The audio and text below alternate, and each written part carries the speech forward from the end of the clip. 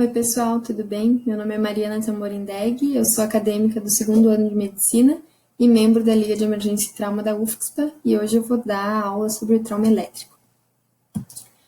O trauma elétrico ele vai ser definido pelo conjunto das lesões causadas pela passagem de corrente elétrica pelo nosso corpo.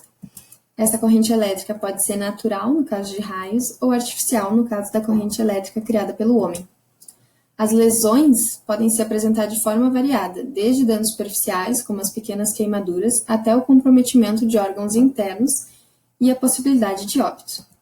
E aí a gente pode se perguntar por que é importante a gente entender e saber sobre o trauma elétrico.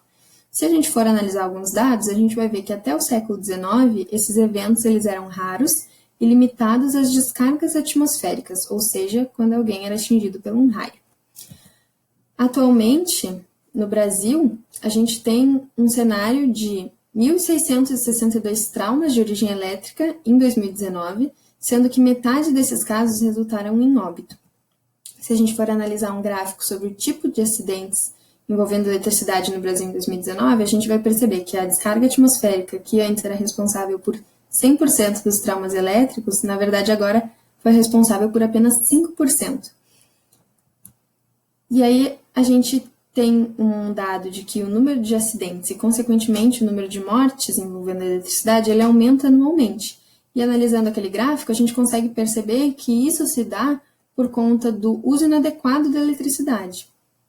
Então, se a gente souber como prevenir acidentes envolvendo a eletricidade e também como prestar o socorro quando esses acidentes acontecem, a gente pode reduzir esses números. Se a gente for pensar na vítima, a gente pode se perguntar se qualquer vítima de trauma elétrico vai apresentar manifestações clínicas semelhantes. E a resposta é não. Os sinais e sintomas apresentados pela vítima vão depender de 3 fatores: a causa do trauma elétrico, a intensidade da corrente a que essa vítima foi exposta e a duração dessa exposição. Para a gente entender melhor e reconhecer melhor o tipo de vítima, eu vou dividir aqui as causas do trauma elétrico entre choque elétrico e descargas atmosféricas. No choque elétrico, a gente vai ter lesões cuja gravidade vão ser influenciadas por 5 fatores diferentes. O primeiro deles, que a gente vai falar aqui, é a corrente, o tipo de corrente. Numa corrente alternada, eu vou ter elétrons que variam de direção dentro do fio de energia. Isso vai fazer com que as contrações musculares sejam prolongadas na vítima, o que vai dificultar o afastamento dela da fonte. E isso aumenta o tempo de exposição da vítima e, consequentemente, ela vai ser considerada a corrente mais perigosa. No caso da corrente direta, eu vou ter elétrons em sentido constante. Isso vai fazer com que a vítima sofra contrações mais simples e tenha maior possibilidade de afastamento da fonte. Mas eu não posso me esquecer que, mesmo ela sendo considerada mais segura em relação à corrente alternada, a corrente direta traz o risco de traumatismos. Por exemplo, se eu pego como exemplo esse trabalhador da área de distribuição aérea de energia, ele está provavelmente a uns 5 metros de altura. Em caso de um choque, ele tem o risco de lançamento em sentido oposto da corrente e uma queda de grande altura, que pode levar a diversos traumatismos. Outro fator importante é o tempo de exposição. Isso é bem intuitivo, o aumento do tempo vai levar a um aumento da energia elétrica recebida e, portanto, eu tendo a ter uma lesão mais grave. A mesma coisa acontece com medidas de amperagem e voltagem, que são medidas de força de uma corrente elétrica. Então, quanto maiores os seus valores, mais grave também tende a ser a lesão causada por essa corrente. Outro fator importante é a resistência do tecido. A gente entende que quanto maior a resistência de um tecido, maior vai ser a conversão de energia elétrica em energia térmica e, portanto, maior vai ser o dano térmico resultante. Isso na física a gente chama de efeito Joule. Quando a gente pensa no corpo humano, a resistência vai ser dada principalmente pela pele. Então, se a gente tem uma pele seca, sem lesões e espessa, como a que a gente encontra na palma da mão e na planta do pé, a gente vai ter uma pele com resistência alta, que significa que ela vai converter maior quantidade de energia elétrica em energia térmica, e essa energia térmica vai ser responsável por causar queimaduras mais extensas, mas eu vou ter menor probabilidade de lesões internas. Do modo contrário, se eu tiver uma pele lesionada ou uma mucosa úmida, esses tecidos vão apresentar uma resistência baixa, de modo que eu vou ter queimaduras pequenas ou até inexistentes, mas eu vou ter um aumento na probabilidade de lesão nos meus órgãos internos. E o último fator é o trajeto da corrente, que a gente sabe que o trajeto da corrente no corpo é imprevisível, mas que se ele acometer órgãos vitais como cérebro e coração, a gente tende a ter danos maiores na vítima. Aqui a gente tem exemplos, nos bonequinhos 1 e 2, a gente tem correntes que atravessam o plano sagital, atingindo o cérebro, e passam, em determinado momento, pelo tórax, atingindo também o coração. Então, essa vítima, a corrente elétrica que passou por ela atingiu 2 órgãos vitais, ela tende a ter uma manifestação mais grave dos sintomas. No caso dos bonequinhos 3 e 4, a gente tem correntes elétricas que passaram pelo tórax, atingindo o coração, também tende a ser uma lesão mais grave. Mas no bonequinho 5, a gente vê que a corrente elétrica ela entra por uma perna e sai pela outra, sem passar pelo sistema nervoso ou pelo tórax. Então, a vítima tende a ter uma lesão mais tranquila, menos grave. As manifestações da vítima de choque elétrico vão ser diversas. A mais clássica é a queimadura de entrada e saída, que está relacionada com o trajeto que a corrente fez pelo corpo.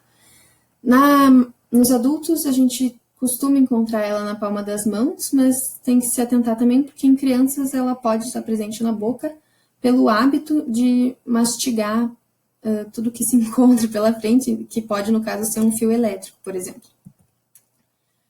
Outra manifestação comum é a parada cardiorrespiratória, que pode ser causada por uma lesão no sistema nervoso, por uma lesão no coração, ou até mesmo por uma lesão no músculo do diafragma, levando a uma parada respiratória. Outras manifestações são convulsões, severas contrações musculares, perda de consciência, dor e dormência nos membros e a possibilidade de deslocamentos e fraturas no caso de uma corrente direta. Quando a gente fala de descargas atmosféricas, as variáveis de voltagem e amperagem não vão ser determinantes, e nem o tempo, porque a descarga ela vai ter uma quantidade de energia muito grande, quase imensurável, e também uma duração muito curta, que também não vai ser relevante para a gravidade da lesão. Por conta disso, raramente eu vou encontrar graves lesões na pele ou outros tecidos como eu encontro em um choque elétrico. As manifestações de descarga atmosférica vão ser queimaduras de padrão ramificado, como se fossem a impressão que o raio deixa na pele. A perfuração da membrana timpânica pode acontecer no momento do impacto. A parada cardiorrespiratória. A perda de consciência, confusão e amnésia. Isso é importante porque se eu encontro alguma pessoa assim durante ou após uma tempestade, eu posso suspeitar de uma lesão não testemunhada, ou seja, essa pessoa ela foi atingida por um raio, mas em algum momento que não foi presenciado por ninguém. E essa vítima pode muitas vezes estar sem amparo. Outra manifestação é a paralisia, acompanhada de manchas, frio, falta de pulsação nas extremidades e deficiências sensoriais, e a dor, dormência e fraqueza nos membros. E aí vamos para os primeiros socorros de fato, né? A primeira etapa dos primeiros socorros, vocês já devem estar cansados de saber, é a segurança da cena. No caso do choque elétrico, é importante analisar a cena, identificar a fonte de energia e desligar ela antes de prestar auxílio à vítima. Porque se eu não fizer isso, eu provavelmente vou acabar também levando um choque dessa fonte. Caso não seja possível desligar essa fonte, eu vou tentar afastar a vítima utilizando materiais isolantes, como borracha, plástico e madeira. Isso é importante falar que isso não se aplica em choques de alta voltagem, porque neles a quantidade de energia é tão grande que até materiais isolantes acabam se tornando materiais condutores. Numa descarga atmosférica, a segurança da cena vai ser retirar a vítima do local para a segurança tanto da vítima quanto do socorrista, porque, ao contrário do que se fala, o raio pode cair sim 2 vezes no mesmo lugar. Feito isso, a gente vai para a segunda etapa, que vai ser ligar para o SAMU. Vale lembrar que o número do SAMU é 192. E ao ligar para o SAMU, eu vou receber um auxílio e, se necessário, se o atendente julgar necessário, ele vai enviar uma equipe para atendimento especializado. Caso ele não julgue necessário, ele vai apenas me auxiliar pelo telefone o passo a passo dos primeiros socorros. Feito isso, então, a terceira etapa vai ser o atendimento de fato. Nessa parte, a gente vai procurar monitorar os sinais vitais e manter a vítima parada. Então, se a vítima estiver inconsciente e a gente não conseguir identificar a presença de respiração, a gente vai considerar que essa vítima está numa parada cardiorrespiratória e nós vamos iniciar a reanimação cardiopulmonar. Vale lembrar que a gente teve uma aula aqui no curso sobre parada cardiorrespiratória, e nela a gente falou sobre o uso do DEA, o desfibrilador externo automático, que pode ser encontrado em lugares de grande circulação de pessoas. E aí a gente pode pensar, né, tá, mas eu posso usar o DEA? A pessoa acabou de levar um choque, eu posso usar o DEA e dar mais um choque nela? E na verdade sim, o uso do DEA ele é permitido e recomendado se ele tiver à disposição. Caso essa vítima esteja estável, ela está respirando, ela está consciente, ou mesmo se inconsciente ela estiver respirando, eu vou identificar queimaduras e outras possíveis lesões. Nessa parte, se eu encontrar queimaduras elétricas, eu vou cobrir ela com gases e pano limpo para evitar a infecção. Se houver fraturas e deslocamentos, eu vou evitar movimentar essas extremidades. Em caso de sangramentos, realizar curativos compressivos, né, aplicar pressão. E lembrar de remover os acessórios, porque se eu tiver, por exemplo, ou uma fratura ou uma queimadura na minha mão e eu tenho um anel, o inchaço causado pela lesão pode fazer com que o anel tranque a circulação sanguínea para o meu dedo, por exemplo. Então, é importante lembrar de remover os acessórios. Então, pronto, a gente atendeu essa vítima. Mas aí, se vocês forem lembrar, do início da aula, eu falei sobre a possibilidade de incêndios por sobrecarga, né? Tá, mas tu falou de incêndio por sobrecarga? Por que tu não falou da vítima do incêndio de sobrecarga? Porque, na verdade, gente, a vítima do incêndio por sobrecarga, ela é uma vítima de um incêndio qualquer. A questão aqui é que o incêndio tem origem elétrica, mas as lesões da vítima têm origem térmica como qualquer outro incêndio. Então, eu vou encontrar nela queimaduras térmicas e possíveis queimaduras de vias aéreas. Tá, mas o que eu faço, né, se eu tiver um incêndio por sobrecarga? A primeira etapa vai ser ligar para o Corpo de Bombeiros, vale lembrar que o número é 193, e em caso de chamas, deve-se ligar imediatamente para eles. A segunda etapa vai ser tentar impedir a propagação das chamas. Então, se eu ainda estiver num estágio inicial dessas chamas, eu vou desligar a chave elétrica geral, combater as chamas nesse estágio inicial, com o uso de extintor adequado. Isso é muito importante, porque existem 5 tipos de extintores, se eu não me engano, e alguns deles são à base de água. Mas se eu colocar água, que é um material condutor de energia elétrica, em cima de alguma fonte que já está gerando um incêndio pela sobrecarga da rede, eu só vou piorar a situação. Então, é muito importante lembrar de procurar e utilizar, né, o extintor à base de pó químico ou dióxido de carbono.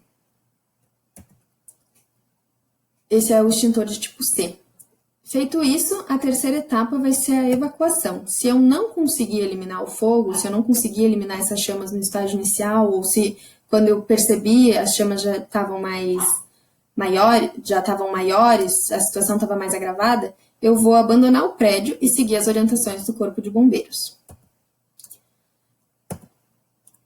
E agora a prevenção, né? A gente já viu como tratar todos os tipos de vítima de um acidente envolvendo eletricidade, mas como que eu previno e evito que esses acidentes aconteçam, né?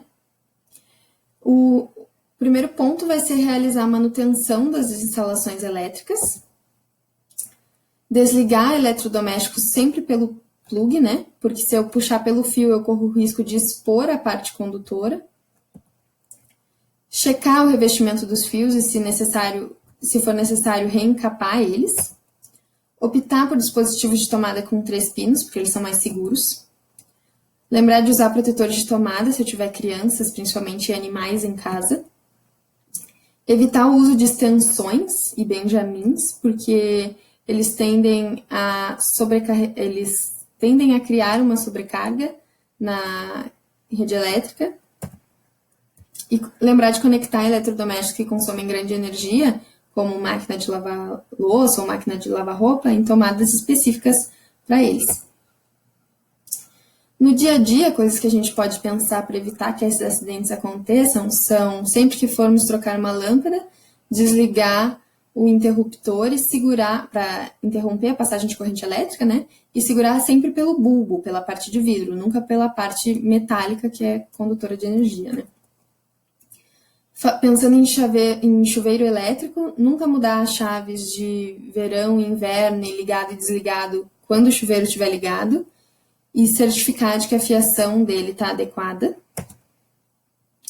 E nunca mexer em eletricidade em lugares com água, umidade ou se eu estiver com minhas mãos ou pés molhados. Na prevenção de descargas atmosféricas, sempre que tiver uma tempestade, a gente tem que permanecer dentro de casa, sem manusear eletrônicos que estejam ligados na tomada. Então, se está tendo uma tempestade e o meu celular está conectado na tomada, eu não vou ficar mexendo nele. Aqui entra uma coisa interessante, né, que existem dispositivos chamam estabilizadores, que a gente coloca na rede elétrica, né, e isso evita que, em caso de uma maior corrente elétrica entrar na rede da minha casa, por conta de uma tempestade, isso evita que queime os meus eletrônicos, como televisão, computador. Então, eu não preciso, se eu tenho um dispositivo desse, eu não preciso necessariamente tirar eles da tomada em caso de tempestades. O celular é bom tirar, ou pelo menos se eu precisar deixar ele carregando, que ao menos eu não esteja mexendo nele. Se eu não conseguir ficar dentro de casa, se eu preciso estar na rua, já estou na rua e não consigo voltar agora, é importante evitar ficar perto de árvores isoladas e linhas de distribuição aérea de energia. E sair de piscinas e outros corpos d'água, como mares, lagos, rios. Essas aqui são minhas referências. Não esqueçam de realizar as questões de presença. Qualquer dúvida que vocês tiveram, podem utilizar o fórum de perguntas, que eu respondo todas. Eu espero que tenham gostado e não se esqueçam que dia 9 de setembro agora a gente tem a aula sobre afogamentos. Muito obrigada.